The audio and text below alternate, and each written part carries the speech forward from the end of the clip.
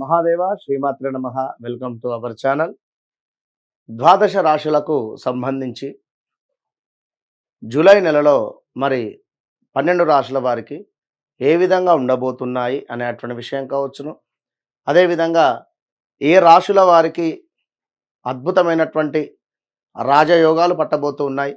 మరి ఇక్కడ సూర్యుడు శుక్రుడు కూడా కలవబోతూ ఉన్నారు ఈ నెలలో. కనుక ఈ ద్వాదశ రాశులలో ఎవరికి బాగుంది, ఎవరికి బాగాలేదు అనేటువంటి విషయాన్ని క్షుణ్ణంగా కూడా ఈ యొక్క వీడియోలో మనం తెలుసుకుందాం. ముందుగా విషయం ఏమిటి అంటే, గోచారం వేరయ్యా, గ్రహచారం వేరు. ఈ విషయాన్ని మీరు గమనించుకోండి. గోచారంలో గ్రహాలు మారుతూ ఉంటాయండి. మనకు కుజుడు 40 రోజులకు ఒకసారి, 45 రోజులకు. అదేవిధంగా శుక్రుడు 20-25 రోజులలో, చంద్రుడు 1-2 రోజులలో మారిపోతూ ఉంటాడు.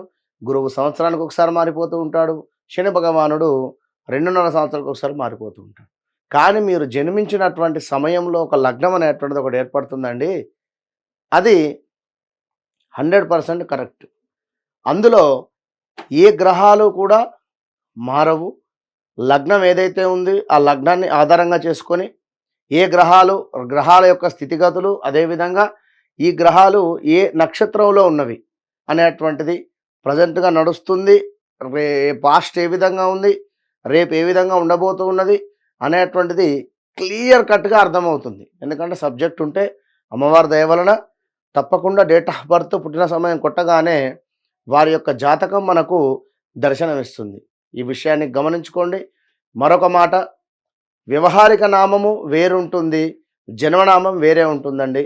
ఉదాహరణకు రమేషు అనేటువంటిది నామకరణం ఉందనుకోండి, తన యొక్క జన్మనామము ఏ లక్ష్మణో ఏ సురేషో ఉంది అనుకుంటే తను రెండు రకాలుగా కూడా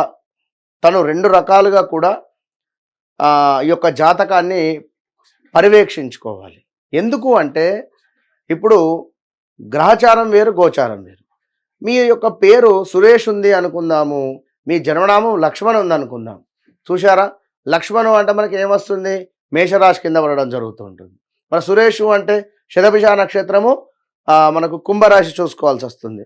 కనుక తప్పకుండా మరి ఏది నిర్ధారణ అనేటువంటిది గురువులను కలిసి మీరు మరి ప్రజెంట్గా ఉండేటువంటి సిచ్యువేషన్ గురించి తెలుసుకోవాల్సిందిగా కోరుకోవడం జరుగుతున్నది. మహాదేవ శ్రీమాత్రే నమః. జూలై నెలకు సంబంధించి మకర రాశి వారికి ఏ విధంగా ఉంది అనేటువంటి విషయాన్ని మనం ఈ నెలలో ఎట్లా ఉంది ఆషాఢ మాసంలో అనేటువంటి విషయాన్ని ఈ యొక్క వీడియోలో క్లుప్తంగా తెలుసుకుందాం. మరి ఇప్పుడు వీరు ఏలినాటి శని 3వ దశలో ఉన్నారు. ఆల్రెడీ ఒక సంవత్సరంన్నర అయిపోయింది. కమింగ్ సూన్లో శని భగవానుడు ముందుకు వెళ్తాడు. జనవరి 2025 మార్చి లోపు మరి ఏదున్నా ఈ నెలలలోనే వీరికి మంచి ఫలితం ఇచ్చేటువంటి పరిస్థితి ఉంది. ఇక్కడ వీరికి ప్లస్ ఏమిటి అంటే, గురుగ్రహము వీరికి పంచమాత ఉండడము.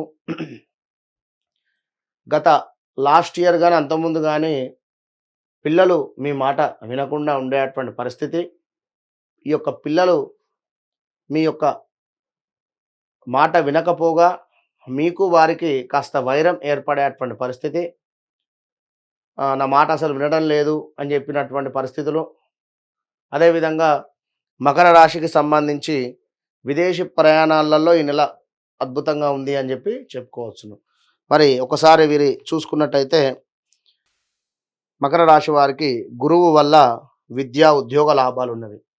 విదేశాలలో ప్రయత్నం చేసేటువంటి వారికి ఇది ఈ నెల కరెక్ట్ సమయం అని చెప్పుకోవచ్చును. ఎవరైనా విదేశీ ప్రయాణాలు చేయాలి అనుకుంటే ఈ నెలలో మీరు ఎగ్జామ్స్ కానీ, వీసా అప్లైస్ కానీ ఇవన్నీ కూడా చేసుకోండి. పర్మనెంట్ వీసాలు కానీ ఇలాంటివి. అదేవిధంగా ఈ యొక్క మకర రాశి వారికి లోకల్లో ఇక్కడ ఎగ్జామ్స్ ఎవరైనా పెద్ద ఎగ్జామ్స్ ఏమైనా రాయాలనుకుంటే, నీట్ కావచ్చును, ఇలాంటివి ఏమైనా మీరు చేయాలి అనుకున్నట్టయితే ఇది ఈ నెల సరైనటువంటి సమయంగా భావన చేసుకోండి. ఏమైనా కోర్సులు నేర్చుకోవాలనుకున్నా కూడా ఇది సరైనటువంటి సమయంగా భావన చేసుకోండి. మకర రాశి వారికి సంతానం కావాలి అని అనుకునేటువంటి వారికి తప్పకుండా సంతానం కలిగేటువంటి పరిస్థితి. మకర రాశి వారికి సంతాన బలం వచ్చింది ఇక్కడ. కనుక తప్పకుండా సంతానానికి మీరు అన్యోన్యంగా ఉండేటువంటి ప్రయత్నం చేయండి ఆలుమొగలు. అదేవిధంగా మరి ప్రతి పనులందు కూడా విజయము, సుఖవంతమైనటువంటి జీవనము గడుపుట, విదేశీ ప్రయాణాలు, ధనధాన్య లాభాలు, ఇంటి యందు చక్కటి ఆరోగ్యము, సంఘమునందు చక్కటి గౌరవము, మితిమీరిన ఆత్మవిశ్వాసము వలన కొంత ఇబ్బందులు ఏర్పడేటువంటి పరిస్థితి, వాహన సౌఖ్యము, ఆ బంధుమిత్రుల సమాగమనము, కొన్ని స్థిరాస్తులు కూడబెట్టుకునుట, ప్రయత్నపూర్వకంగా చేసినటువంటి పనులు నెరవేరేటువంటి పరిస్థితి, అలా నెరవేరినటువంటి పరిస్థితులు మీకు ఆనందాన్ని ఇచ్చేటువంటి పరిస్థితి. ప్రయాణాలు ఏవైతే ఉన్నాయో అవి అందులో కాస్త జాగ్రత్తగా ఉండండి. కొన్ని మీకు ఎవరైనా అప్పగించినటువంటి పనులు సకాలంగా పూర్తయ్యేటువంటి పరిస్థితి ఉన్నది. కానీ శని వల్ల బాగా జాగ్రత్త అని మాత్రం చెప్పడం జరుగుతున్నది ఇక్కడ శని మూలకంగా. మరి అదే విధంగా ఇక్కడ మరి యొక్క కుజ భగవానుడు కూడా మీకు పంచమాత ఉండడం చేత కొంత శత్రు సమస్యలు, ఫుడ్ రిలేటెడ్ ఇష్యూసు, శారీరక శ్రమ, కొన్ని పనుల యందు ఆటంకాలు ఈ నెలలో కుజుడు ఉండడం చేత. మరి కుజుడిని మనం ప్రసన్నం చేసుకోవాలి ఇక్కడ. ఇక గురువు మంచి ఫలితాలు ఇస్తున్నాడు, కానీ కుజుడు అక్కడ అడ్డుపడుతున్నాడు కనుక కుజుడిని మనము ప్రసన్నం చేసుకోవాలి. అంటే కుజ సంబంధిత దానం కానీ, కుజ సంబంధిత హోమము కానీ, కుజ సంబంధిత ఏమైనా. ఇక్కడ మరొకటి, ఈ యొక్క మకర రాశి వారు ఎవరైనా ల్యాండ్ కొనాలనుకున్నా, ల్యాండ్ మీద ఇన్వెస్ట్ చేయాలనుకున్నా కూడా ఇది సరైనటువంటి సమయం ఈ నెల. విన్నరా? మరి ఇక్కడ కుజుడు మీకు 12వ దృష్టి, 11వ దృష్టి మీద ఉన్నారు కనుక, అదేవిధంగా మరి 8వ దృష్టి మీద కూడా కుజుడు ఉండడం చేత కొంత శ్వాసకోశ ఇబ్బందులు, కొంత డబ్బు ఏదైతే ఉందో రావాల్సినటువంటి డబ్బు విషయంలో ఎవరైనా ఇస్తారు అనుకున్నా కూడా కొంత మాట పట్టింపులు రావడం కానీ, లేదా సరైనటువంటి సమయంలో డబ్బు రాకపోవడం కానీ, మరి ఇక్కడ సప్తమ దృష్టి శుక్రుడు సూర్యుడు ఉండడం చేత కూడా కొంత ఇబ్బందికరమైనటువంటి వాతావరణాలు, భార్యాభర్తలలో కొంత గొడవలు ఏర్పడేటువంటి పరిస్థితులు. మరి ఇక్కడ ఎవరైతే మకర రాశి వారు ఉన్నారో వారు సినీ ఫీల్డ్లో ఎవరైతే ఉన్నారో వారు ఈ నెలలో అద్భుతమైనటువంటి అవకాశాన్ని అందిపుచ్చుకునేటువంటి పరిస్థితి అయితే ఉంది. ఉన్నారా? ఇక మకర రాశికి సంబంధించినటువంటి వారు మీరు కూడా శని మీకు మూడో పీరియడ్ అంటే 7.5 సంవత్సరాలలో సుమారుగా ఒక 6.5 సంవత్సరాలు అయిపోయాయి. ఇంకొక సంవత్సరం పాటుగా శని సంబంధిత ఇబ్బందులు అయితే మీకు తప్పవు కనుక శనికి సంబంధించినటువంటి హోమము కానీ, శని సంబంధిత జపము కానీ, దానం కానీ చేసుకోండి. మన వద్ద కేవలం 2500కే చేస్తున్నాం.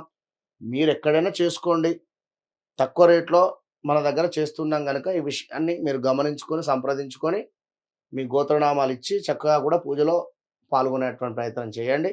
All the best.